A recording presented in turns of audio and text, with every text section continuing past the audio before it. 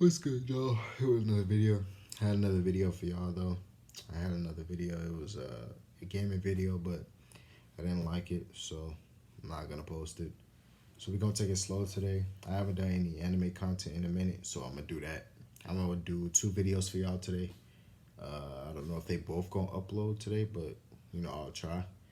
But we're gonna be watching a video by Mugen. Link will be in the description, and it is why manga don't last in Shonen Jump. So without further ado, let's get into it.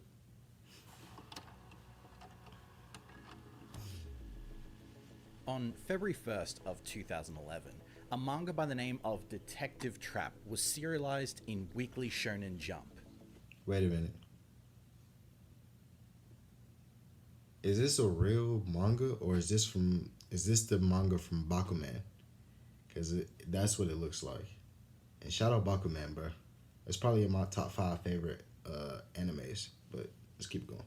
In its early chapters, it captured an audience that wasn't really found in Jump, an audience that wanted more than just battle manga. It wanted mystery and intrigue. But as time went on, its rankings against the rest of its competitors inside Weekly Shonen Jump began to falter. Due to the time constraints and stress of working on a weekly series, the illustrator of Trap was sent to hospital after one of his assistants found him unconscious. Never mind. A brief hiatus to ensure the health of the illustrator took place, and eventually Trap came back and was reinstated on October 3rd. However, competition did not stop, and its first chapter after coming back was not enough to keep back the looming threat of cancellation. In reality, Trap was failing so early in its run that even after a major story arc, it was beginning to look like it wasn't going to survive just after its 20th chapter. Damn. Unfortunately, on December 16th of 2011, Weekly Shonen Jump ordered its cancellation. If you've never heard of Detective Trap, there's a very good reason for that, and it's because it doesn't exist. It's a manga series inside a manga series. I knew the it. manga I knew series it. that portrays it is called Bakuman. Right, It's a okay. series about two boys whose dream it is to become mangaka. I knew It it. showcases the reality of what it is to try and make a series inside a manga magazine, especially one as competitive and as big as Weekly Shonen Jump. What's great about it is it's not a series built on speculation. It's a series built on reality. It's a series built on experience. Because the duo behind Bakuman are the same masterminds behind Death Note. While this incident is a fictional example, it imitates reality almost to a T. So that's what I want to show you today. I want to dispel how Shonen Jump greenlights and acts their series, how they quantify a success in their eyes, and why it seems like they cancel their manga so early. Why it's not realistic to assume a series is going to be a success before it's even dropped, or even before it's reached the 20 chapter mark. So join me. We sit down, and I'm going to discuss why your favorite manga don't last. I just know that feels so bad as a writer, having the opportunity to put your work into a top industry like Shonen Jump, and then not even a few chapters in, they're already thinking about canceling it. And while that could be a stepping stone for you in the future, it's just like, damn, like that next opportunity might not happen, but you gotta make it. You know what I mean? So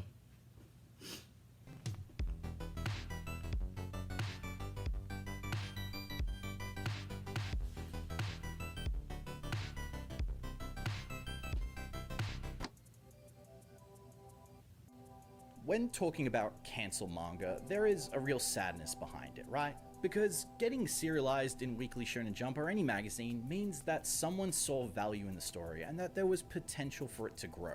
But we have to look at the reality of how series get greenlit and eventually how they get cancelled. One of my sources will of course be Bakuman throughout this entire video, so take with what I say with a grain of salt, as things will have changed a bit since 2011. But based on the numbers, it doesn't seem like anything has changed. So let's say you decide to create a manga. You make a one-shot, and in today's digital age, you have many different ways of submitting the manga to get some eyes on it. You can upload it to one of the various websites You can even still publish it in online competitions, online magazines, or do it the old-fashioned way and go straight to Shueisha and ask at Weekly Shonen Jump to submit a one-shot to one of their various competitions that they still hold. Depending on the response to your work, either online or in a competition or magazine, an editor may approach you and offer to showcase your work to the next serialization meeting at the godfather of manga publishing, Weekly Shonen Jump. In these meetings, the editor-in-chief of Jump, as well as captains of editor groups, will all vote on the different series that have been submitted for green light in Jump. While voting, they take into account who made it, how long they've been making manga for, whether or not it worked as a one-shot, how many people read it, how many people voted for it, etc.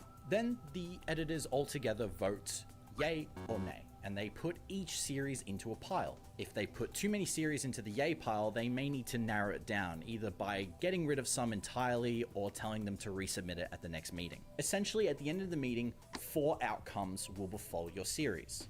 Number 1, it gets serialized and is greenlit. Number 2, you're asked to revise it and resubmit it at the next serialization meeting to then get greenlit. Number 3, it gets tested as a one-shot in the next issue of Weekly Shonen Jump to see if it will work in the magazine. Number 4, it gets axed and they ask you to resubmit something completely different next time. Now, you don't have to have had a one-shot in Jump to make it, but it does help the resume, and it has worked for some of the biggest titles in Jump. It happened with One Piece. Originally, One Piece's one-shot was called Romance Dawn. Mind you, all of this is just within Weekly Shonen Jump and how they run things. Regardless of how you got here, congratulations. You have now been greenlit in one of the greatest manga magazines in the entire world. You are part of a magazine that created such works like Slam Dunk and Dragon Ball, Fist of the North Star. You have made it. But now that you're here, this leaderboard will now One Piece, Sakamoto Days, Blue Box, Akane Banashi, Jujutsu Kaisen, My Hero, Kill Blue. I've been reading Kill Blue a little bit. Undead Unluck, I just started watching it. I've been reading One Piece because the pacing in the anime is so slow. Jujutsu Kaisen, I'm watching that right now. My Hero, stuff like that. take your success, your failures, and your livelihood within this magazine for as long as you're here. This is how Shonen Jump decide what series they want to keep and what series they want to throw away. Essentially what happens is after every single weekly Shonen Jump magazine issue is published with the latest chapters from their series, on the back of the magazines is a reader survey. On these reader surveys, they ask how old you are, what gender you are, and also which 3 series this week were your favorite. They take all those numbers and rank them in relation to each other, thus creating the leaderboard. Now, you may be a bit confused. What about sales? What about the volumes? Well, think about it. People are going to buy the weekly Shonen Jump magazines because there are series in there they already love. They're going to buy it for their JJKs, their One Piece, and Sakamoto. And they're not going to buy it for a new series unless it's popping off. And they're not going to print volumes and volumes upon volumes of these new series that no one is reading. That's why the surveys matter much more than overall sales. Now, they follow the surveys to a T for various reasons. Number one, it helps the magazine retain the audience and demographic it has already cultivated, but it also helps them find series that then cater towards a demographic they may not have yet. Let's say a romance series is capturing older females, and maybe a darker series is capturing older males. Number two, it incentivizes the mangaka to create the best versions of their stories possible, take greater risks, find new ambitious ways to tell their stories, find cool, funny, exciting ways to capture their readers every single week. Number three, it provides the magazine with solid proof of what series they have to get rid of and what series they can keep. Now, and that makes sense from a business perspective, because you could put that with like anything, like food or technology. That goes with anything. You have to understand what your audience wants. So you want to keep that intact for as much as you can. And if it needs to be changed, then you have to make those sacrifices to bring in new things and new ideas, even though that a lot of the entertainment industry isn't really doing that, honestly. Basically, movies like Marvel and stuff like that, they just been doing whatever. But stuff like this, it makes sense. Also, with like going with demographic, if you're a shonen that is usually for like teenage, kids or younger kids, and you have a story that is is like the more from adults, they're probably going to like, I don't know, like, I'm trying to work this. So basically, that 9 times out of 10, even though that story might be good, it might go somewhere else because of the target audience. You know what I'm saying? Like, I don't know, another manga like Kodansha, I think, something like that. It'll probably go over to another like company to be serialized. You know what I'm saying? This system I don't know how to isn't word that, perfect, like- of course. Mangaka can feel like they need to conform their stories sometimes to fit a certain trend that is working in Weekly Shonen Jump, thus kind of devaluing the quality of what made their story already good in the first place. It also forces the mangaka to create stories that are exciting from chapter 1, and not try something different and risky. Now that we know how a series is greenlit, how do we know when it gets axed? That's why a lot of stories Now, be the this same. can vary because there are usually around 20 series in Jump at any given time. Essentially, if your rankings are as low as 20 for quite a few consecutive weeks, you are not going to last. But that being said, there are some series that you and I would quantify as some of the biggest successes in Weekly Jump that have been as low as 20 and have been as high as number 1 consecutively throughout the years. I can see To that, show though. you, we got to put on some stonks, and I'll visually show you how these rankings can work. So let's take a look at Jajan Ken. This is a website that takes all the data of the series that are currently going in paper, Weekly scissors? Shonen Jump and shows you their rankings from every single chapter as far back as 1968. This is all data that's been found in multiple different ways. Some of it has been found in Japan's Agency of Cultural Affairs. Some data has also been supplemented from online research, purchasing physical shonen magazines. Now this graph here isn't too important, but it shows you the top series in Jump and their averages. You have here, of course, One Piece, JJK, Sakamoto, and some others that you'd be surprised to learn are actually the top series in Jump right now, even if you haven't heard of them. Every issue has its own individual leaderboard, which tells you what ranked that week, and then you have the average leaderboard. As you can see, One Piece never ever ever goes below 3rd place, and it's been like that for quite some time, even when it has a hiatus. But let me show you how easy it is for a series to just go very high and then drop very quickly. Let's look at the first 10 chapters of 2 series which I won't tell you the names of. Which of these 2 series looks healthier to you? It may be hard to tell because they're the first 10 chapters of a series and you don't know the series. You don't know what it looks like, you don't know the name of it, you don't know the characters. So quite literally it's a guessing game. But let me show you the names of them and their lifetime in the magazine. And as you can see, Naruto and Bleach are very well-known series and have had very differing numbers over the years. Damn, Bleach It just fell off. shows that there are some series you can't tell are going to be the big mainstream successes. not really. Let's see a new series that people are talking about and see if it's doing very well. Let's look at Kagurabachi. And at the time of this recording, only 2 chapters have been released, so there isn't a lot to go on. Is it actually worth reading? I know I've seen a lot of memes about this, but like, is it actually a good story? Like, y'all, let me know.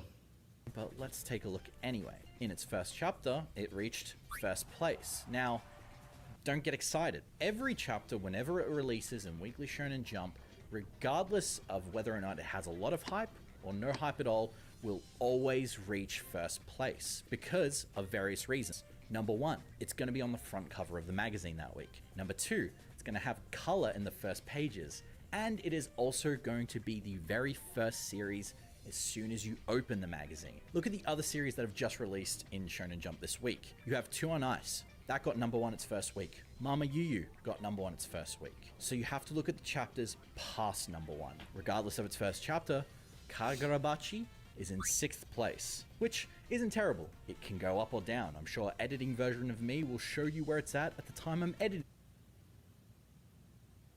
1, 6, 10. Okay. this. You may be thinking that I'm making this up, but it's true. Even Bakuman has my back. If we look at the first chapter of every series that has come out the past year, pretty much all of them in first place, and even old series, every single one starts in first place at the very first chapter. Like I said, it's a changing leaderboard and it is constantly moving. The only thing that doesn't move is One Piece. It will never go below 3. Dodon was one of these series that many people in the West believe to be one of the next big shonen. And it followed a similar trend of fighting demon and yokai and evil spirits. I like Don. So let's look at how it fared. A dip and then some stability around 9th place. That's fine. If you're remaining in the top 10, you're definitely going to be around for as long as you want if you stay in there. But if we look further, it just plummeted and it never came back. You might be thinking, okay, these are newbies. These are people who have no experience in Weekly Shonen Jump. These are people who don't know how the rankings work. They don't know how to make manga. This is their first gig. Okay, fair. Let's look at people who made their second series after coming back to Weekly Shonen Jump. Let's look at the mangaka duo who made Food War, which ran in Weekly What OST is that in the back? Is that Mortal Kombat? Shonen Jump from 2012 to 2019.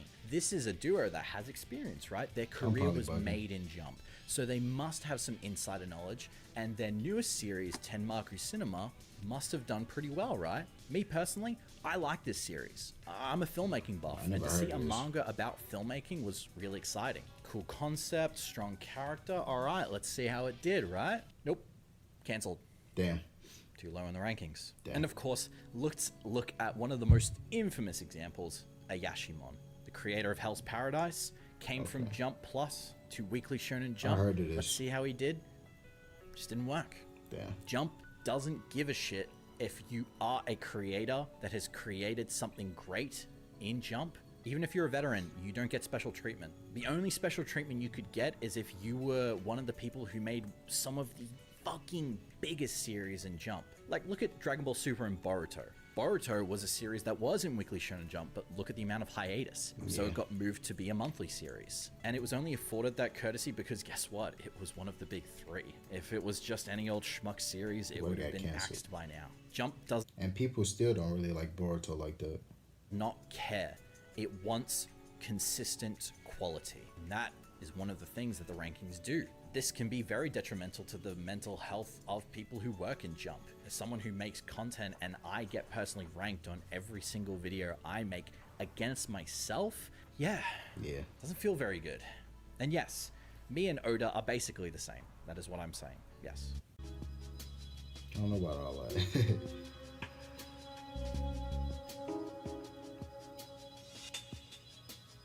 So now we know how cutthroat Jump is. Why do people make these grand observations that this will be the next big series in Jump, or that this will be the next New Blood in Jump, or that this is going to be the next huge story that might eclipse One Piece? Well, first of all, I think people don't actually know about the rankings, so that's the first reason. Second of all, no one knows what in Jump is going to become the next big thing.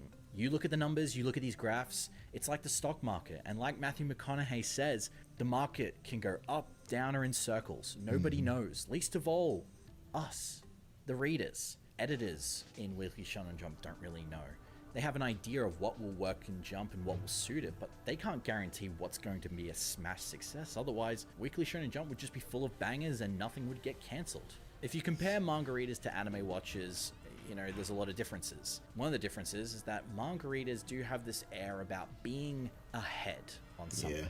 Not just being ahead on a series that people are watching and saying, hey, I know what happens in the next arc, but also being ahead on the next big thing. Trying to guess what's going to be the next big series can give you this arbitrary badge of, yes, I'm the one who guessed that this was going to be big, and I'm the one who's been reading it before it got popular. It's basically just being good at guess who, and that's really it. No one here, you, me, anyone knows what will be big in Jump, even if it looks like it's going to fit Jump to a T. In Bakuman, Marashi, the main character, had an uncle who was a mangaka, and he didn't describe being a mangaka as an artist or as someone who is trying to create the best story he can. He described being a mangaka as being a professional gambler. Because you never know if your chapter is going to do as well as you think it is. And if you're someone who thinks they know what's going to work in Japan because you're looking at the trends of what is popular in Japan right now, what's popular in Jump, that doesn't have any kind of weight. Because if you look at what's in Jump and look at the most popular, it doesn't seem to add up. Blue Box and Akane Yabashe, at the time of this recording, are some of the top series in Weekly Shonen Jump right now. And they are a series about romance and a girl who tells old Japanese Edo series to people. I don't think they really hold up in this comparison of what's trending. And that's because Jump, while it has certain things that do work, like battle manga and what is popular, they also have variety. If you had told the editors of... That's what kind of like the basis. You have to be similar but be different at the same time. You have to fit in but ride your own wave. You know what I mean? It's kind of like it can be like that with music and other sources of entertainment, but especially writing. You don't want to be the same as another writer because they're going to feel like they're reading the same story just in another title. You know what I mean? And if that's the case, I can just go read the book that I already read because this is basically the same thing, and you don't want that. Yeah, they can have similarities, but you don't want the exact same bar for bar type situation.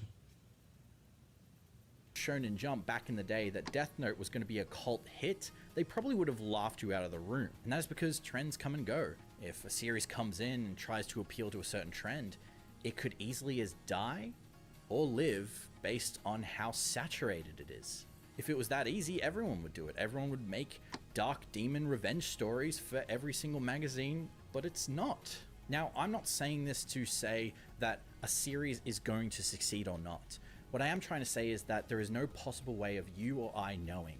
But I will say to be wary of anyone online, especially content creators, touting that a series is going to be big or how huge it's going to be based on research they've done. As someone who is a part-time YouTuber and used to make videos on one series, I know how much they value a series to succeed. When you make videos on just one manga series, you are guaranteeing yourself views, especially if it's new and people are talking about it. When I was only making videos on Berserk, that's all that got views. So it's within the best interests of these other YouTubers to make videos on a series that is trending, and if it succeeds and continues to grow and become a big series, they then are going to benefit from it. Hundreds of manga channels out there that make a living covering one or multiple series, making videos about every single chapter as a release, crafting what's going to happen next. Some of these channels are really good, but some channels are just trying to chase and establish themselves as the authority on new series. So it's within their best interest to tell you that this series is going to be the next big thing, because no one wants to be a part of a sinking ship. No one wants to root for a dying horse. No one wants to read something that's going to get cancelled. This is all essentially just unparalleled speculation, a massive expectations because of some really fucking funny memes, and a little bit of hope. These waves of excitements that could be right, but they could be just as wrong. Why did they even start? Ultimately, I want every series to succeed. I know as someone who creates something to want to succeed. Ultimately, is this a plus for the mangaka to see that there's so much hype towards their series? I'm not sure. Again, we don't really have a say. We're not there. We're not reading the surveys. We're not putting them in. We're not really there where manga is taking place. Ultimately, I don't know if anything will change or can change in Jump. I mean, again, they've been doing these rankings for decades, and it has created some of the best manga ever known. But ultimately, there is a positive to kind of all of this, especially with rankings and trying to create the best story possible.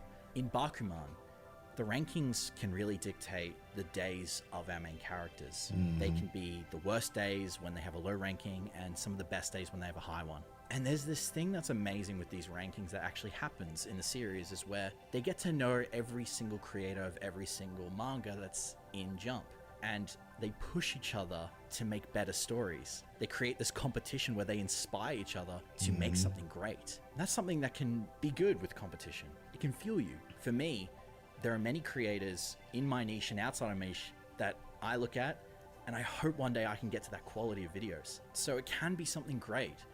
and I'm still trying. But I never want to go out there and say that I'm going to be the next big YouTuber, or Right. that this series is going to change your life, because I don't know that. All I know is that I need to look at every single video as its own story and try and make the best one I can. I think that's what we should be doing when we look at these manga. Look at them as what they are, or why they're going to change the world, or should they, but just trying to appreciate every story like it is. And, you know, make some memes along the way. It's hard not to be romantic about manga, especially because it's crazy to see a small series grow into one of the biggest things in the world. And it is sad to see one that had so much potential that you loved just get axed for reasons you have no control over. But it's comforting to know that every single series and every single story and every single piece all begin at number one.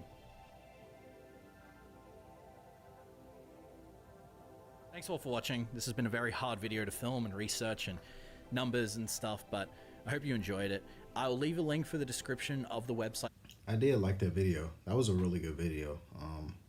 I gained a lot of information from that. I do have some takeaways that I want to talk about. Number one, if you haven't watched Bakuman, it's really inspiring. Two, I read manga too, but I don't read it as much. I usually read manga when I get spoiled on stuff. Like, that's usually when I read it, or if it's like something like cool to read, you know, if I ain't got nothing else to do, or like the anime was trash, so I just read the manga.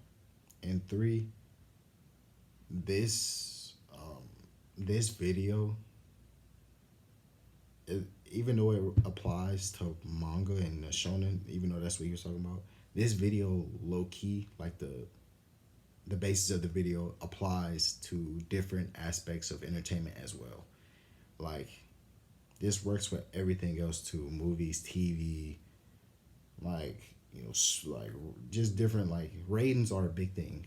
Ratings and views and the audience are a big thing. And it's pretty hard when you try to manage that and stay in that business and try to make something good when, you know, you feel like you're not given the best opportunity, or you feel like you've written something really well, but it doesn't get received that well, you know. But that's the end of the video. Make sure y'all like, subscribe, and I'm out, man. Peace.